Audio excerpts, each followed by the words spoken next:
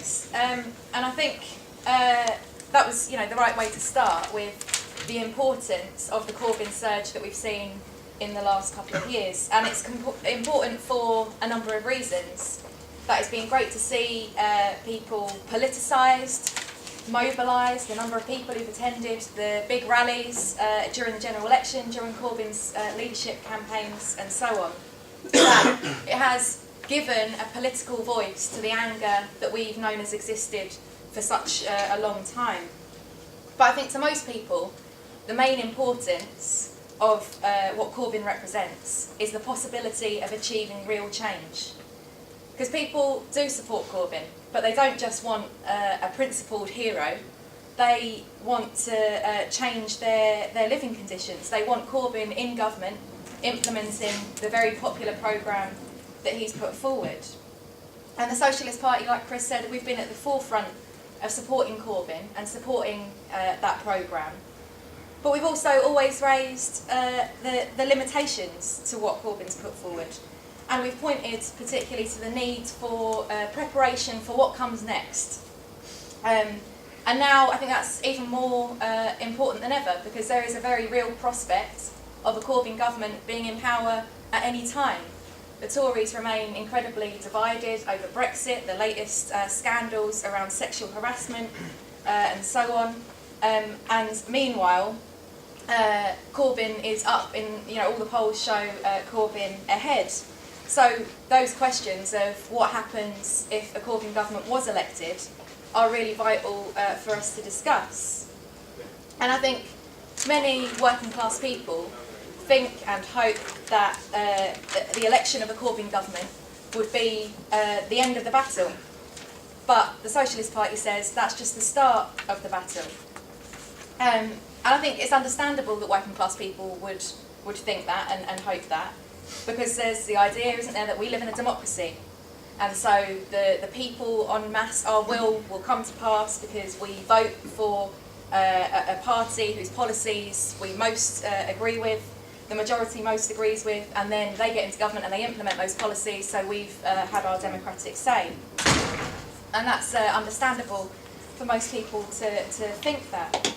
But there is a failure of some of those on the left, some who call themselves socialists, to go along with that idea and to give no warning of what a Corbyn government would face in power. Or worse, to explicitly say that a Corbyn government won't face any attacks in power. And Paul Mason, for example, who does represent a kind of dominant trend on the left at the moment, and particularly in Corbyn's circle and represented in Corbyn's politics, I think. He recently wrote, "There is zero chance of an extrajudicial reaction to a left-wing Labour government." And that kind of statement is irresponsible from people like Paul Mason, because these people call themselves socialists. And socialists understand that that view of capitalist democracy that I just outlined and how it allows us to have our say is a complete facade. Because, of course, we know that voting once every 5 years gives people virtually no say in the policies that are implemented. There's no meaningful democratic control over the people we vote in those once every 5 years. But also that the main power in society doesn't rest in Parliament, in fact. And even in the last week, the Liberal Guardian newspaper has been pointing that out in light of the Paradise Papers. Their kind of main line in response to that those revelations has been saying this is a threat to democracy because it shows that we have no control whatsoever over the vast majority of wealth and what's being done with it. So socialists, we say that we should absolutely fight to pressure MPs. We should fight to elect socialist MPs where we can. And very important changes have been won through Parliament. But fundamentally, the majority of power is held by the capitalist class in society, with enormous resources at their disposal to ensure that they maintain that power and that wealth. And they're not going to see, they're not going to give up or see a big dent to that power and wealth without an almighty battle to win that. And Paul Mason even recognised that in his coverage of the events in Greece, which he covered quite a lot, when he said, "Little does the left understand how scant was the power its ministers actually wielded from their offices. And now the realisation dawns. The Greek Parliament has no power inside the Eurozone at all. It has the power only to implement what its lenders want. The problem is with democracy. By countermanding first the landslide victory of an elected government and then a 61% plebiscite majority, the EU functionally vetoed the outcomes of Greek democracy." And yet he believes just a few years later, and with a much larger economy at stake, that the capitalist class wouldn't attempt to use that power against a Corbyn government. But we say that it's inevitable, in fact, that a Corbyn government, or any left government anywhere, will face sabotage from the capitalist class, from the state, the capitalist state, and from capitalist political representatives. And I think there's different types of sabotage that we can talk about. There's ideological sabotage, attempting to undermine and cut across the popular support for left parties and left ideas.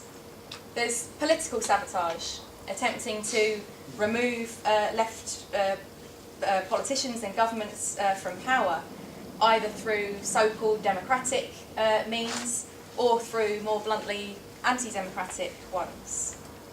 And there's economic sabotage, attempting to use that economic power that the capitalists hold to make a left programme fail. And the ideological sabotage of a Corbyn government by propaganda, I suppose, started, didn't it, as soon as Corbyn, in fact, as soon as it was clear that he might win the first leadership campaign in Labour. The absolute onslaught by the capitalist media and politicians from all parties, but particularly the Blairites, in fact, who are representatives of the capitalist class within the Labour Party, against his programme as being utopian, as being economically illiterate, as being a threat to jobs and that kind of thing. And their hope was to undermine confidence in Corbyn and support for him to prevent him winning the leadership campaigns. And then the same in the general election as well. But of course all of those attempts failed, and as I said at the start, his support has only increased in that time. I think that's because, as with a number of other things in recent years, working class and young people were repulsed, in fact, by what the establishment told them they were supposed to think about Corbyn's programme, saw the lies for what they were, and were pushed further away from establishment politics by that campaign to try and undermine Corbyn. But we have to say as well that if a Corbyn government was elected, that propaganda war would only intensify. That's not going to go away, because the capitalist class would know that the real strength of a Corbyn government would lie mainly in its support and its ability to mobilise working class and young people in support of its programme. So undermining that support would be a key task for them. And so it's important to combat that ideological sabotage. It's important to popularise a socialist programme, to explain that actually Corbyn's politics are quite mild on a historical scale, to show that the money is there for what Corbyn's putting forward and so on. But one of Paul Mason's big mistakes is to think that that ideological battle is the only one that matters. He wrote after Corbyn's success in the general election, "None of it was supposed to happen. It defies political common sense." Antonio Gramsci was the first to understand that, for the working class and the left, almost the entire battle is to disrupt and defy this common sense. He understood that it is this accepted common sense, not MI5, Special Branch and the army generals, that really keeps the elite in power. And that is a really severe underestimation of the real power of the capitalist class, precisely through some of the things that he lists there, as well as their ownership of the vast bulk of the economy, and their political formations, including, of course, their virtual complete takeover in the 30 years preceding Corbyn's victory of the structures of the Labour Party. Because the political sabotage of a Corbyn government also started in the first leadership race. Because there was obviously a very clear attempt by the capitalist class and their representatives to ensure that not only did we never have a Corbyn-led government, but we didn't have a Corbyn-led Labour Party to be able to be elected at all. In that first leadership campaign, 55,000 people were purged from being able to vote, as Labour bureaucrats scoured social media and anything else they could to find something they could use to say people should be denied the right to vote. The previous Shadow Chancellor in that campaign claimed that Corbyn's policies would hit the poor worst. There was a big emphasis on the fact that he was a man and the importance of that the Labour Party should have its first female leader. Jess Phillips accused Corbyn's women supporters of accepting low-level misogyny for that reason. But all of that also failed. He won a landslide in that first election. So as soon as they saw another opportunity, they moved against him. Following the EU referendum, there were the mass resignations from the shadow cabinet to try to make it impossible for Corbyn to lead and to force him to resign. Then the no confidence vote of 172 Blairite traitors forcing a new leadership election. And this time they united, they saw the mistake they'd made before, they united around just one candidate against Corbyn, Owen Smith, who tried to talk a bit more left than the previous opposition candidates had. This time 150,000 people were prevented from voting. Local Labour Party meetings were banned from taking place. But none of it mattered. Corbyn's mandate was only strengthened by that second leadership campaign, and then even more so by the huge turnaround of the polls that he managed to achieve in the general election campaign, that everyone of course thought was going to be a complete wipeout for the Labour Party. But that Paul Mason's mistake in thinking that capitalist sabotage of left governments is a thing of the past is mirrored by those who think that Blairite sabotage within the Labour Party is a thing of the past. Because Len McCluskey, for example, the General Secretary of the Unite Trade Union, he said at the time of Labour conference, "In my 47 years in the party, I've never seen it so united.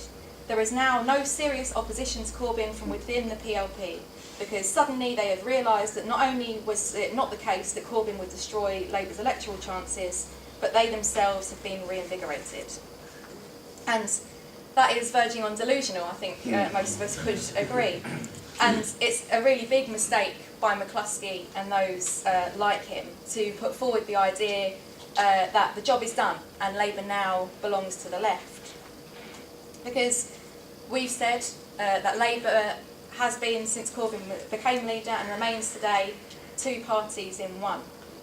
And the right wing, since the general election, has been forced to be a bit less upfront about wanting Corbyn gone because of the huge level of support, because of his electoral success and so on.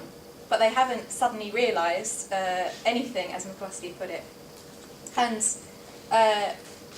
because, as I said, the Blairites represent the interests of capitalism within the Labour Party, and that's an unchangeable fact. That is their role within the party.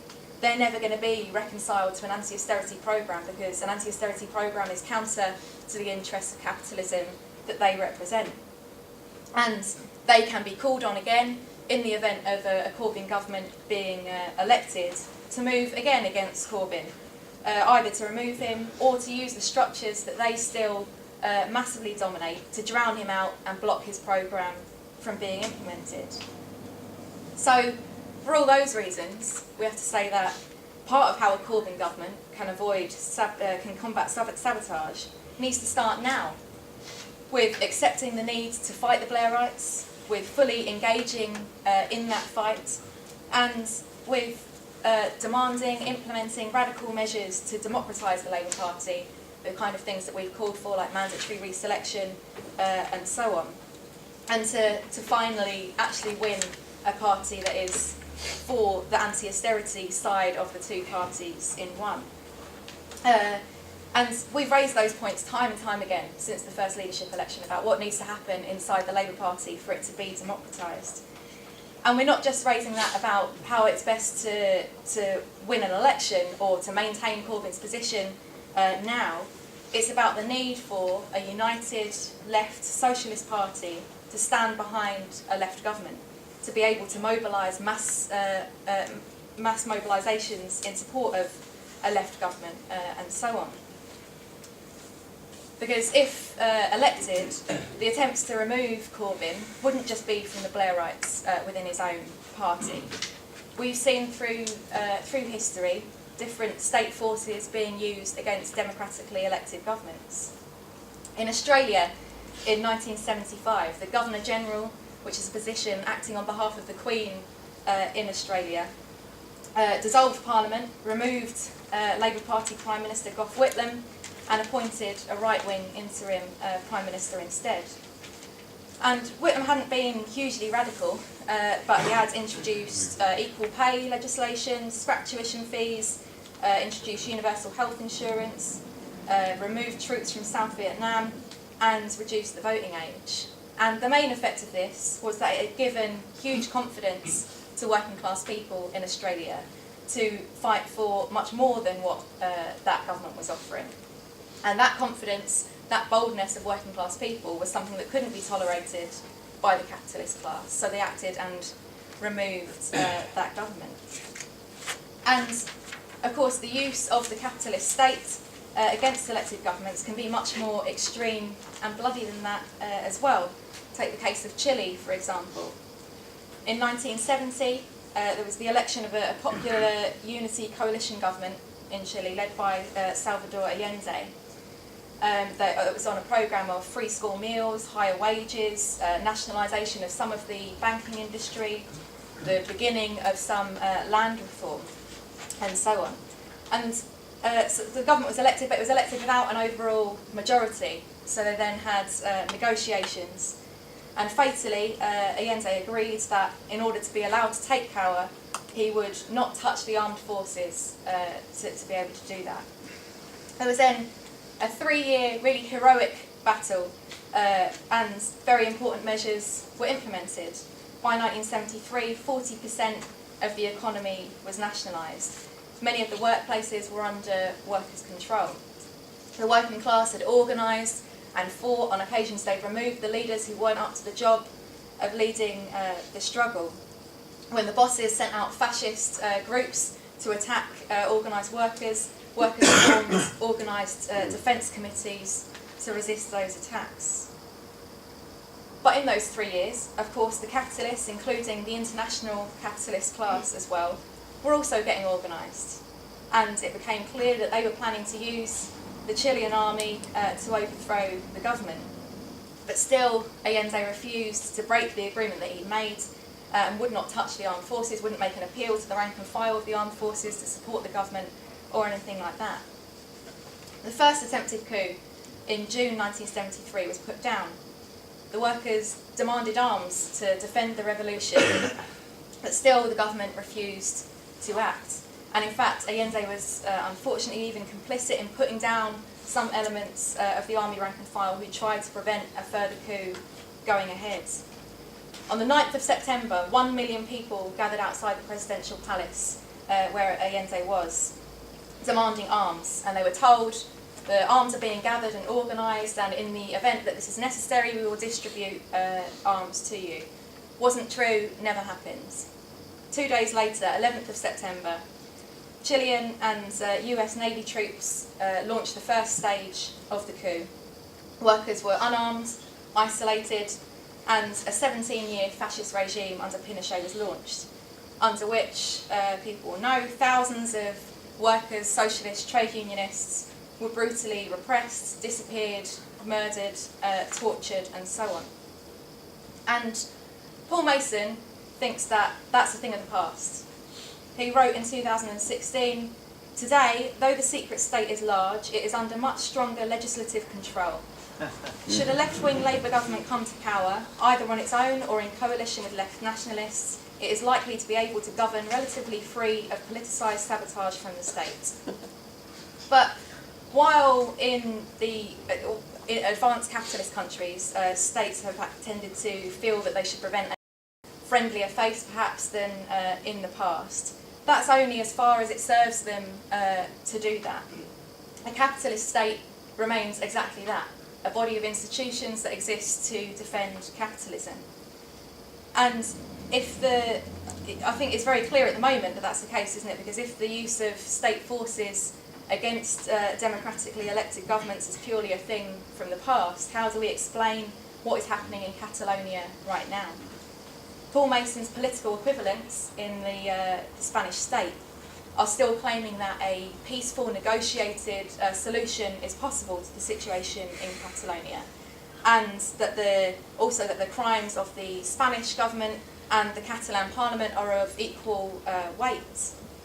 This in a context where the civil guard was sent in to brutally attack people of all ages simply for trying to cast their ballots in the independence referendum, where the vote was declared illegal, where the Catalan parliament was shut down and new elections forced, where we had the arrests and prosecution first of political activists and now of ministers from the Catalan parliament. And so to the Spanish state, the democratic mandate of the people of Catalonia is completely irrelevant, because what it prioritises is the defence of the interests of big business. Puigdemont and his governing party in Catalonia, they're not a left government by any means, but the independence movement that they've found themselves at the head of does threaten the interests of capitalism. So all of the attempts to undermine, neuter and remove Corbyn that we've already seen elements of, I think would be massively stepped up in the case of his election. And with the addition of huge economic sabotage, that big business and the economic institutions that represent their interests would also be part of that sabotage. And we saw that incredibly clearly in Greece. Syriza government elected on a left platform, and then a resounding no vote to another bailout austerity package, both showing a hunger for an end to austerity and a willingness to fight against it. But Greece was heavily indebted by the actions of the bankers, the speculators, and the previous right-wing governments that had been in power in Greece. So the Troika, the World Bank, the IMF, and the European Central Bank demanded complete control over Greek government policy. Every measure that the Syriza government wanted to implement had to first be approved by the Troika as the creditors on the debt. And Syriza completely caved in to that, failed to challenge that capitalist logic of having to repay that debt as the priority. And so repaying the debt is the priority on a capitalist basis. And all the progressive measures that they had promised in their election programme were vetoed, of course. While the debt repayments continued, you had workers literally starving on the streets of Athens. In 1976, under the Catalan government, there was a run on the pound by big business, which led to a big fall in the pound's value. And the government agreed to make big spending cuts in return for an IMF loan in an attempt to escape that crisis. But big business doesn't always need an intermediary like the EU or the IMF either. In Venezuela, for example, at the moment, big business has, while people are suffering horrendously from shortages of food and other basic goods, has hoarded goods to artificially create inflation and economic crisis. The Wilson government in Britain proposed a very mild tax increase on big business, which led to uproar from the capitalist class and a threat of an investment strike, as well as of army intervention against the government, in fact. And Wilson backed down. The policy was watered down to basically nothing. Under US President Nixon's orders to make the economy scream in Allende's Chile, an international trade embargo was launched. In France in 1981, the Mitterrand government promised a wage increase, some nationalisation, and a 39-hour working week. Big business began removing funds from the country in response to that, and after just 100 days, the government began carrying out counter-reforms instead of the limited progressive measures that they'd promised. In Catalonia, in the last few months, over 1,000 companies have moved their headquarters out of Catalonia to try to force the independence campaigners to back down. And the lessons from all of those examples is that if the bulk of the economy is left in the hands of the capitalists, it's like leaving them holding 1,000 guns pointing at the population. They will inevitably use that power to try to starve, wreck, and blackmail the movement into retreats. And that highlights a key factor in how a Corbyn government can avoid sabotage, by taking decisive action to transform the economy into one that is run by and for ordinary people.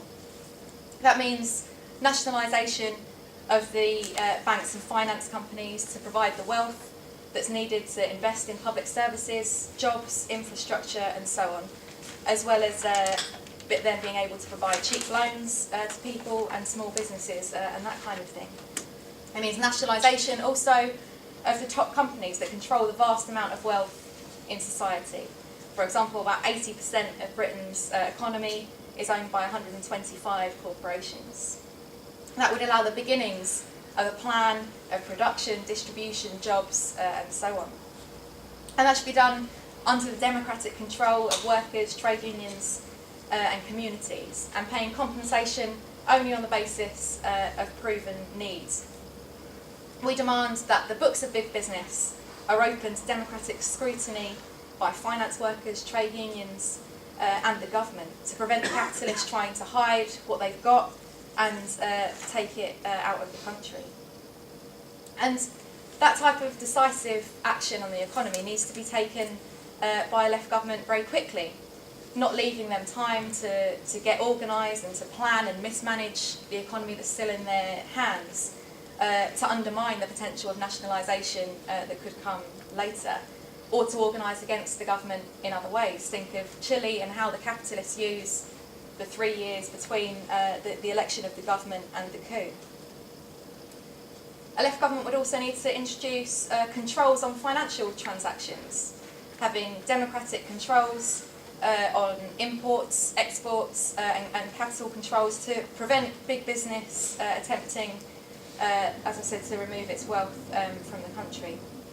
And ultimately, it would need to put out a call to the working class and young people internationally to fight for similar transformation in their own states, to avoid trade blockades and other attacks from the international capitalist class, or of foreign military intervention against such a left government. Now, it's quite noticeable that Corbyn doesn't call for those things that I've just outlined. When he has raised nationalisation, it's been hugely popular, but his proposals on nationalisation are quite limited and they're very slow. For example, the idea of waiting for the franchises to expire on the railways before taking them back into public ownership, and of offering bond for share swaps as a way of buying them out. And those limitations come from an attempt, as has been made in all of the other cases that I've outlined, in fact, to, yes, improve the lives of ordinary people, but while not upsetting the capitalist class too much. But that's an impossible balance to come to.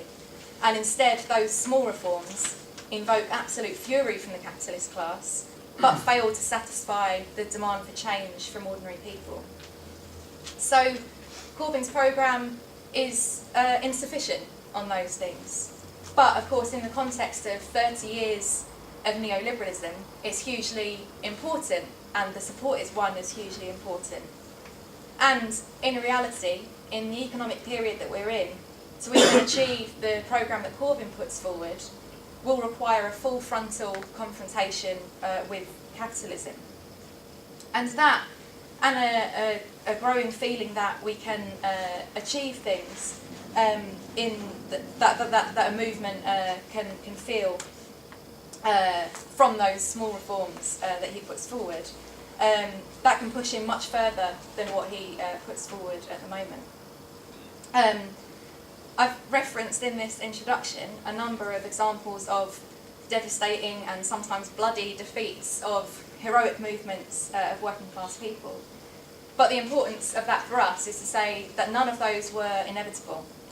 They came from fundamental political mistakes that were made, political mistakes that unfortunately are being replicated by Paul Mason and people like him, who refuse to see the battle that is ahead for a potential Corbyn government, or to prepare Corbyn's supporters for that and for what they need to do to resist it. But we shouldn't be pessimistic about the difficulties involved for a left government. Changing the world isn't an easy thing. That's kind of in the name. But it is objectively necessary, and we know that working class people have the potential power to do that. 1917, like we discussed at last night's rally, shows that it can be done. And I think we can say that this generation is learning very fast lessons from the experiences of the Corbyn movement, and also from these international examples. And that this generation can be the one that can successfully transform things in a lasting way. Thanks.